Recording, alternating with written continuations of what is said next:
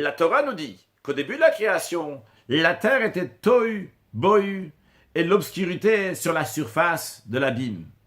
Et le souffle de Dieu planait sur la surface de l'eau.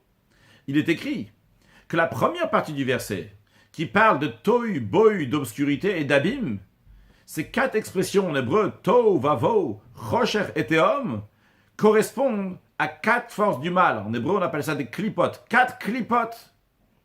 La deuxième partie du verset, le souffle de Dieu planait sur l'eau, fait référence au souffle du roi Mashiach. A priori, il faut comprendre comment on peut mettre dans le même verset, dans la même suite, on parle de quatre forces du mal, et juste après, en même temps, on nous parle du roi Mashiach. Deux extrêmes.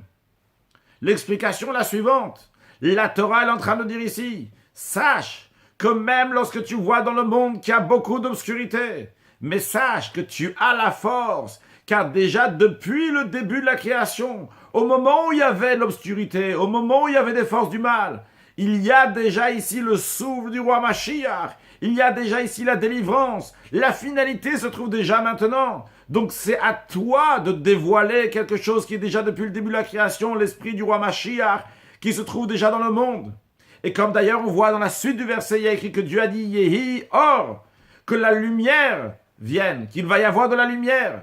Donc c'est à nous de dévoiler cette lumière qui existe déjà dans le monde.